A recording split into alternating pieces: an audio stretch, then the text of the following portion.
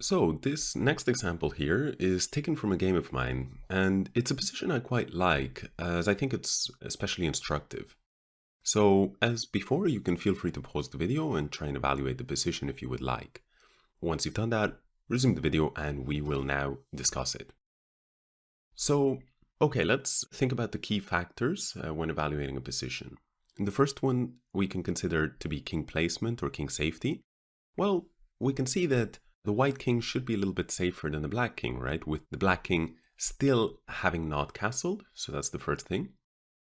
In terms of material balance, it just is a completely equal material.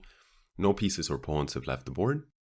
In terms of central control and perhaps the related aspect of space, we can see that white stands a little bit better. He has these pawns on d4 and c4, and so his pawns are basically, his central pawns are placed on the fourth rank, while for black, his central pawns have not advanced past the third.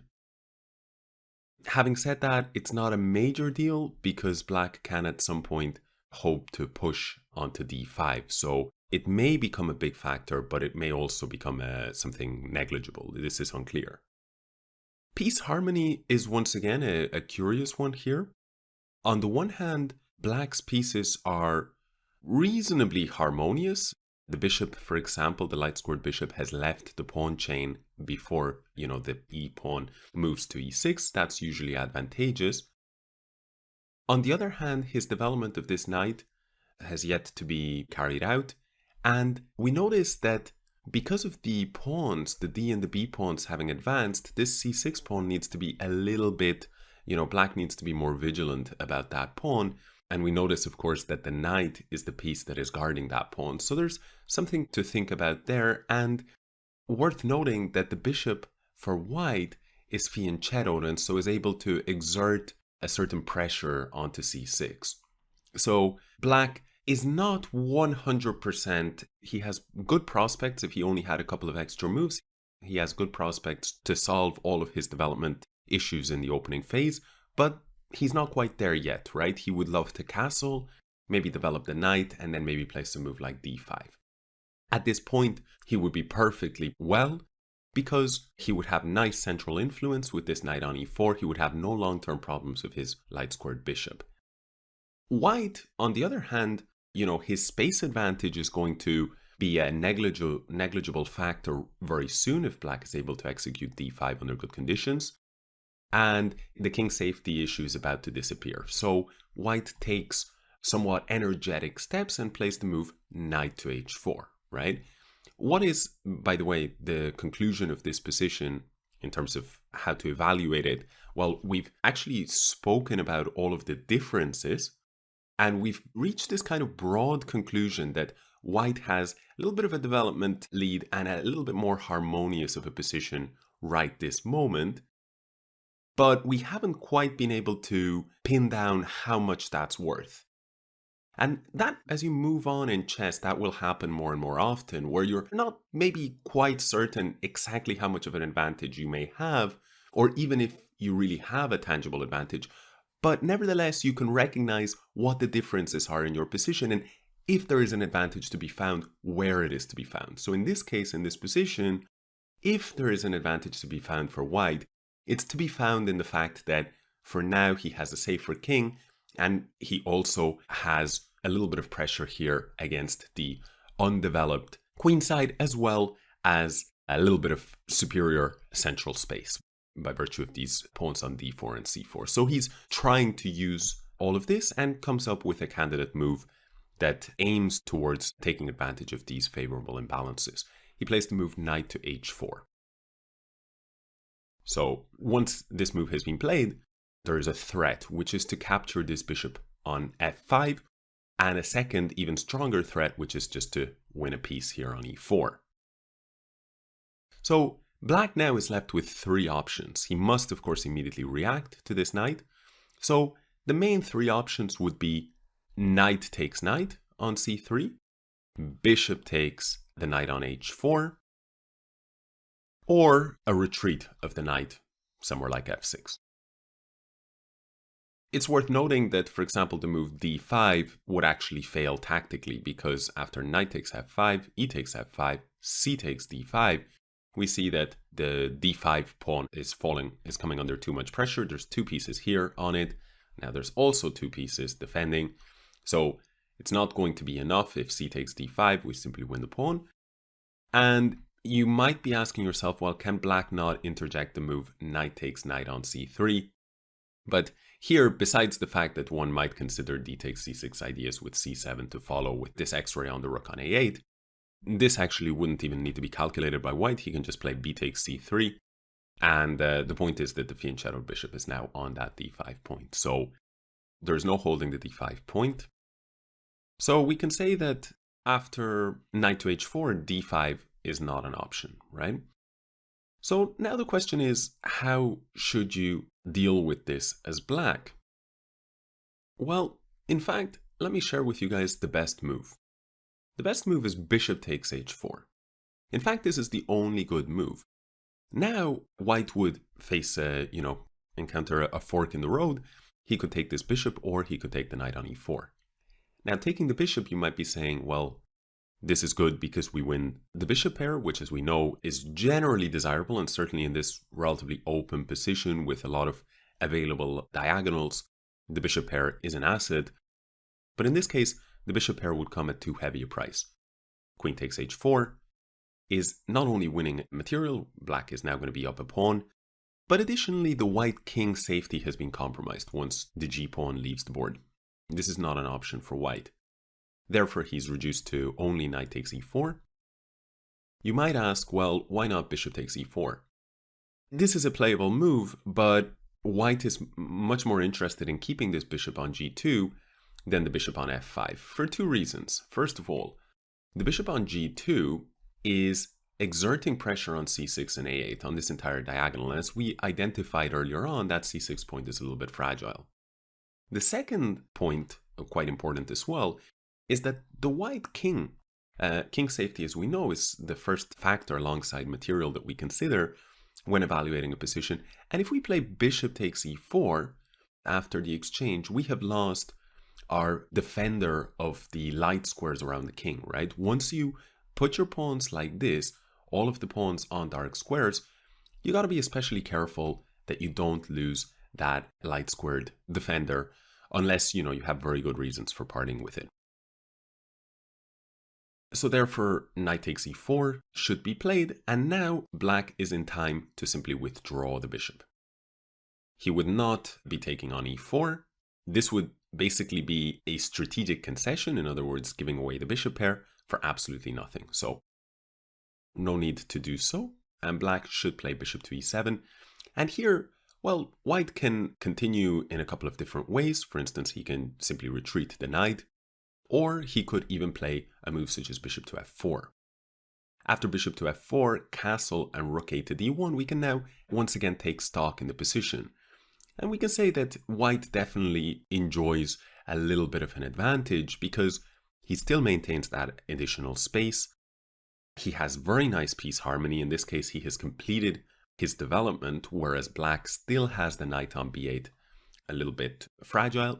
When we speak in terms of structure, which as we know is another category, well, look at the black structure. Having moved so many pawns just one square up, everything gets a little bit looser. We know that the c6 pawn, for instance, has no defense, and we can say the same about the d6 pawn. It has no pawn defense.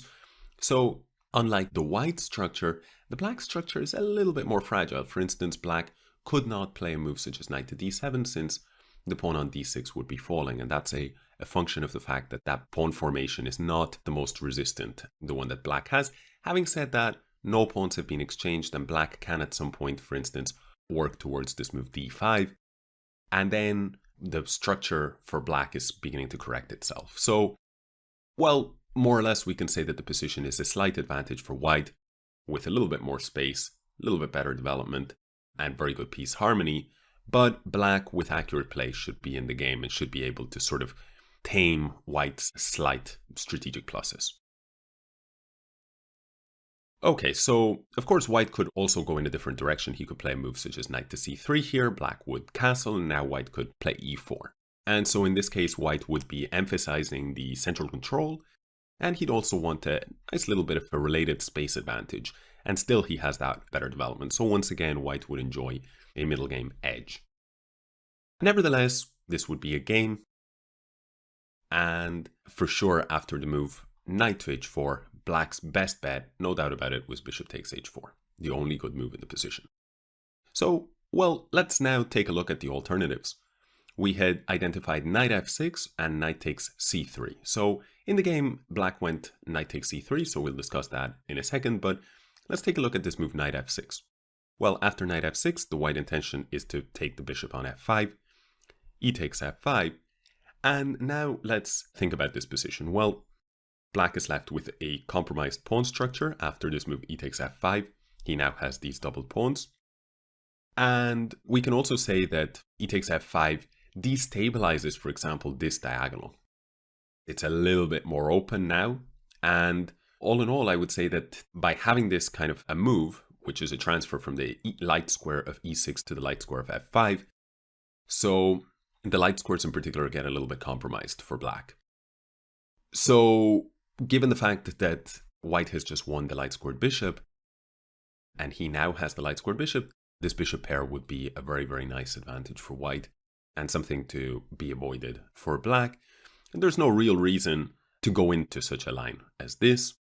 His light squared pawns will be very easy targets, and also the point on c6 will be a particular liability now in the absence of that light squared bishop for black.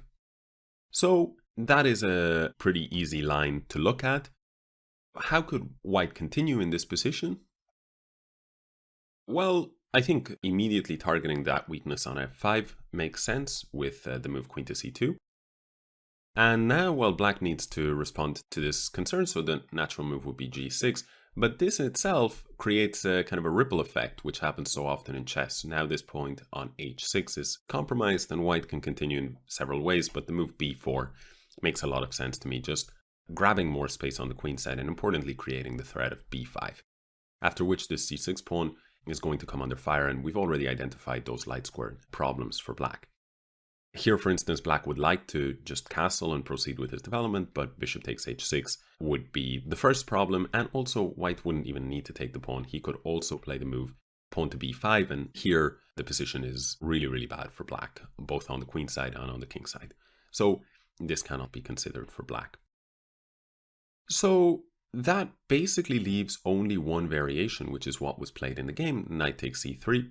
But this is also problematic. So can you guys maybe stop the video and see what would you play here as white? Okay, so if you guys said knight takes f5, you're absolutely right. Queen takes c3 would be silly because after bishop takes h4, pawn takes h4, queen takes h4, we're now down a pawn in that variation that we wanted to avoid earlier. So therefore knight takes f5 is the intermezzo.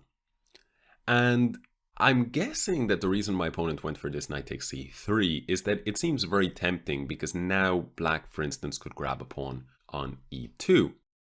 He could even play this move knight takes a2, perhaps, right?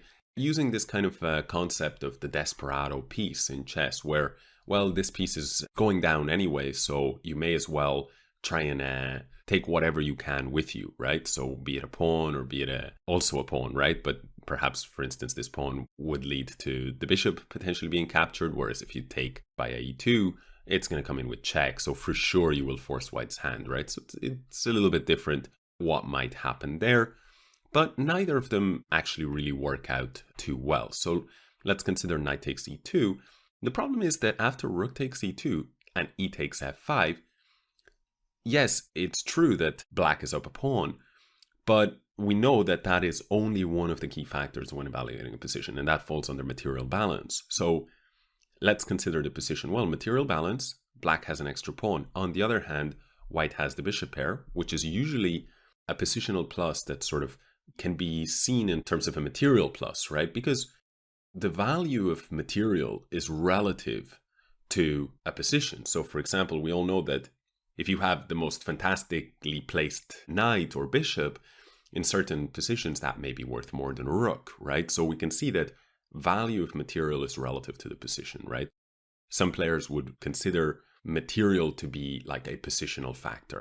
Certainly know people who subscribe to this school of thinking. So we can look at the bishop pair here as a valuable asset, and we can also move on and look at the other categories. So central control still remains better for white. Piece harmony is definitely better for white. This bishop is a monster of a piece, and this bishop on c1 is going to very quickly get into the action. This knight on b8, not so clear how it's going to get into the action, because for now it has to mind the c6 point. In terms of the structure, black's structure is doubled here, and it's also weakened with all of these advanced pawns, especially the c6 pawn. And in terms of initiative, who is dictating the tempo of the game? Well, it's white to move. And with the compromised king safety for black, certainly it's white who's going to be able to play by creating threat after threat and therefore dictate the tempo and carry the initiative. Open lines is another factor.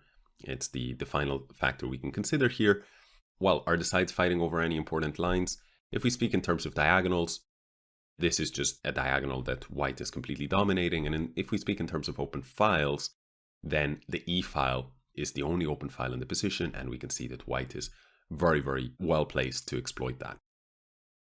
Queen f3, for example, is one of probably the most human continuation, and white is simply seeking to recover his material immediately, and also improving the placement of his queen. So black here can only defend in one of two ways. He can go either queen to d7, or he can go queen to c8. Okay, well, let's consider, for instance, queen d7. In this case, white could go bishop to h3, putting more pressure on the f5 point. And here, g6, black would have to play. Now, white could simply develop his final piece, this bishop, and try and threaten to bring the rook into the game. And black cannot, for instance, castle because the pawn on h6 would be falling. And nevertheless, he should do something about his king being in the center of the board because rook e1 is coming in. And so really the position is very bad, and it's actually such a good position for white that he will for sure be recovering his pawn and maintaining his other strategic advantages. So this would be very bad, but actually white has an even better continuation, trying to crack open as many lines as possible, even at the price of pawn structure, g4. So here we see that white is willing to exchange these two pawns, and obviously that means that the white king at first sight appears to be more compromised, and certainly the pawn structure is going to be weakened in the absence of the g-pawn. But, well, there's a rule of thumb in chess, which is that it's generally okay for the superior, more active side to weaken his own king's position, since the defending or inferior side is not able to profit from this, as he's too busy defending. So, don't take this rule too far, since you don't want to allow deadly counterplay in situations where you're in control by just being sort of too nonchalant about your own king safety. But in general, it's a good rule to be aware of. So for instance, just to show, f takes g4, and here queen f6 is already just a serious tactical blow. The queen cannot be taken because of the pin on the bishop, and black is also not in time to capture this bishop, since queen takes rook would not only be winning the rook, but actually this would be checkmate on the basis that bishop f8 is not possible because of the aforementioned pin. So this is really just one example line. You can work through these lines yourself if you would like. Okay, so queen d7 is one option. We also mentioned the queen move to c8. Well, in this case, it would continue pretty similarly as queen d7 because white can just continue with the move bishop to h3.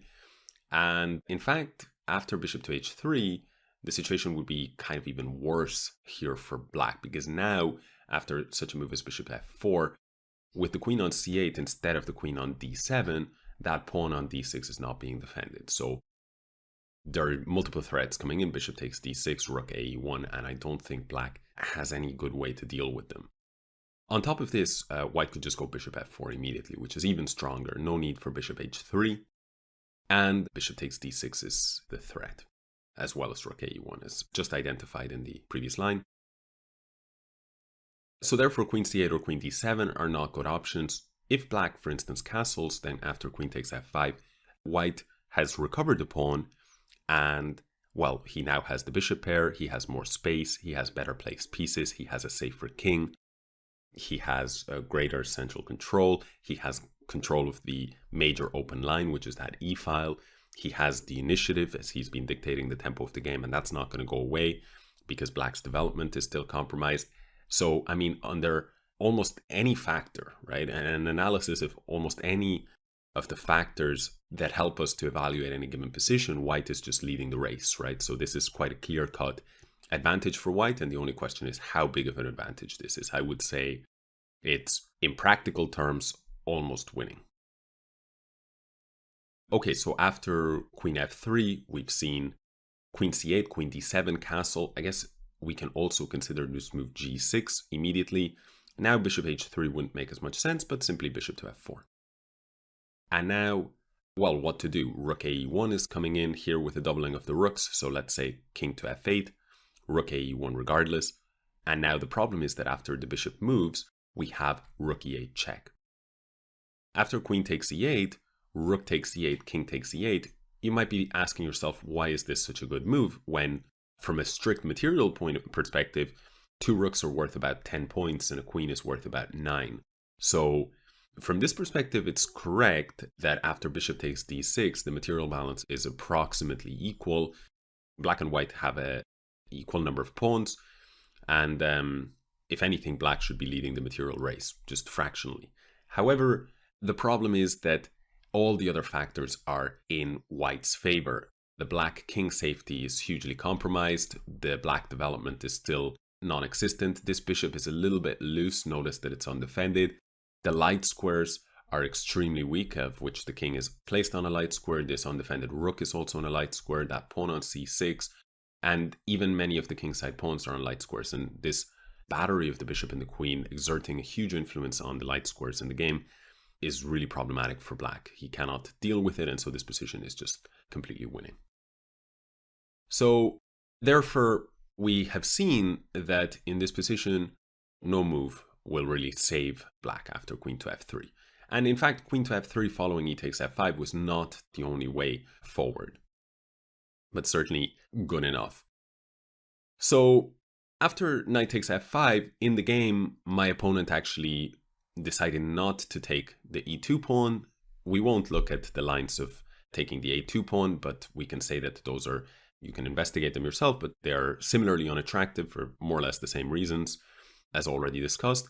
So e takes f5 is what my opponent chose, and at least with this he keeps the e-file closed. So this is an advantage. Now white is facing a tough choice. He can recapture the knight in 2 different ways, and both of them have pros and cons. So what are the pros and cons? Well, in the event of b takes c3, the white queen stays on b3. In certain situations, that may prove advantageous for white to just be placed on that light square. And also the b pawn sort of migrates from the b file to the c file. And that means that white's central influence increases, right? So he will have a sturdier center. On the other hand, of course, he is going to be left with these doubled pawns on the c file, which are likely not going to be a problem, but it's something to consider. Whereas after queen takes c3, he has the perfectly harmonious pawn structure.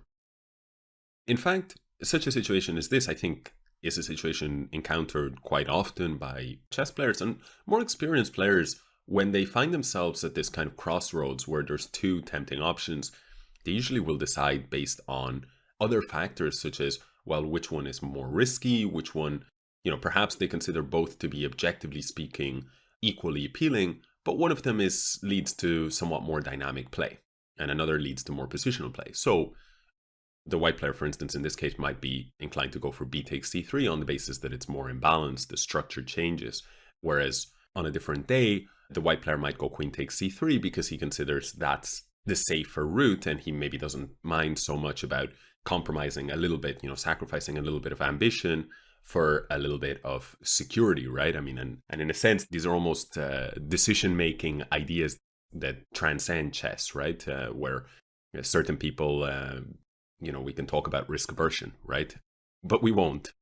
But it's worth noting that if you ever find yourself in these difficult situations on the chessboard and you're not quite sure which move is better than the other, consider that the third option might exist. They may both be objectively, have pros and cons, and more or less overall on balance, they both may be objectively kind of similar, and it just, whichever road you go down may just be a matter of personal preference, or you may even mix and match. For instance, you see this in opening variations all the time, where sometimes you get to a position where white can go in one direction or in another, and they're both theoretically very respectable choices, but one of them maybe entails a higher degree of risk, so you go for that when you really want to win, or when you're feeling like a very lively, crazy game, and you go for the other safer option when you're feeling a little bit more cautious. So anyway, keep that in mind, and now let's return to the position. So by the way, just to offer my own personal preference, I would play queen takes c3 in this position on the basis that I already have a very big advantage. I have a better pawn structure, and I have the bishop pair, and I have better development, and I have more space and more central control.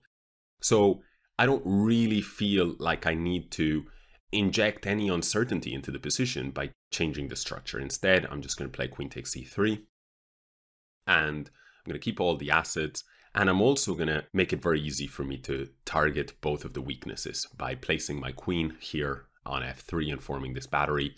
And I cannot do this after I play this move b takes c3, since my queen would be on b3 and the pawn would be standing in the way. For instance, now bishop to f6 would target the d4 pawn, rook d1, queen d7, and now bishop to h3. Right, just targeting, crashing down on that weakness, concentrating the queen and the bishop. And now if in the event of g6, bishop takes h6 is collecting a pawn. So actually, black has nothing better to do than to ignore this, rook e8, bishop takes f5, and white has turned his positional pluses into the win of a pawn, and the conversion from here should be quite straightforward. Yeah, so this is the situation after e takes f5. Okay, so I think we've covered all of the essential variations of this position, and we can return to the starting position. So, and very quickly recap. So in the position, as we said, white had definitely a little bit of a development advantage, a little bit of instability of this knight on e5. We might categorize this under piece harmony, right? Superiority, placement, activity, stability. These are factors that we should consider when looking at our pieces and our opponent's pieces. And we can see that this is a nice centralized knight, but on the other hand, it's slightly unstable on the basis that it's got one attacker and only one defender. So we might want to try and leverage this, and white's move knight h4 is natural, right? Uncovering this x-ray on the knight on e4, and also targeting this bishop on f5. One of the classical benefits of, say, advantages of, say, playing the Caro-Kann, for those of you familiar with this opening, versus playing the French, is that you're able to step your bishop outside of the pawn chain before you then push that pawn, that e pawn to e6. On the other hand, the drawback of doing so is that the bishop can be more easily targeted. And here we see white exploiting that easy targeting of that bishop on f5. And all of a sudden, two pieces for black have come under fire. And still, we saw in some variations where, knight takes and knight takes pawn on e2 had consequences, because it led to the eventual opening up of the e file, right? After a series of exchanges, knight takes, knight takes. If you take here, rook takes, and then you're compelled to take this knight. And all of a sudden, what seemed to be a traffic jam here on the e file has opened up. So that's why it's very important to be a little bit of a dreamer in chess, right? And to see something such as this relationship of that rook on e1 with the king on e8, and understand that in certain variations, under certain circumstances, this may become a concrete factor, and you should keep it at the back of your mind. So therefore, white really tried to play quickly. He understood, as we mentioned in the introduction to this position, he understood that after some other moves, such as maybe some more quiet bishop move, black is only needing 2 to 3 moves in order to more or less solidify his position, and after that it's very difficult for white to claim any advantage. And so he tried to take action fast, even if not able to accurately evaluate just how good his position was. Those are the two dimensions to evaluation. On the one hand, you can evaluate how good your position is in terms of a number, right? If for those of you familiar with how computers evaluate positions, you might say +1 or +0.5. And the other aspect of it is, well, evaluating position in terms of where are the benefits, right? What are the things, what are the differences between my position and my opponent's position, and where are my relative pluses, and where are the things I need to watch out for? And even if you can't assess how much those pluses are worth, at least you know that they're there, and that'll serve to guide your decision-making process. So here after knight h4, black was put to the test, and he had to come up with the response bishop takes h4, after which knight takes, bishop to e7. And now no matter which direction white goes in, whether it's knight c3 or bishop to f4, more or less there's a little bit of a long-term plus based on the fact that, for instance, after this knight c3 castle e4 line, we can see white has a nice spatial advantage. But on the other hand, black long-term has no real problems with his pieces. His bishop is out of the chain. This bishop is going to be a good piece, especially if he can maybe at some point get that pawn onto a light square and activate it. And this knight will have some kind of a square here on d7. So all in all, not a huge advantage for white. However, black went the wrong route, took on c3, and after the intermezzo move knight takes f5, he's lost the bishop pair, and he's not able to cash in on this pawn on e2 or this pawn on a2, which was presumably his initial idea. He's unable to do so because the price to pay in terms of the opening up, for instance, of the e-file and king safety considerations and piece harmony considerations is too great, as well as structural considerations after e takes f5. So therefore he was forced to take on f5 immediately. But after queen takes e3, we see that white has gained two major strategic pluses for nothing. Number one, the bad pawn structure, and number two, the bishop pair, which especially sort of the structural considerations and the bishop pair, the presence of the bishop pair, especially that light squared bishop here on g2, they are interacting, right? And after the line that we showed, castle, queen f3, we see that interaction. White is using his dominance on the light squares in order to target those light squared structural weaknesses. And after a move like bishop f6, simply defending, queen d7, bishop h3, we see he's ganged up on that pawn on f5. And there's just no way to save it, because as we know, if black advances his g-pawn, then the pawn on h6 is falling. So I think a very instructive position. I really hope you enjoyed this one. And we have one more game also taken from a game of mine. So I shall see you there, and I hope you enjoy this final game.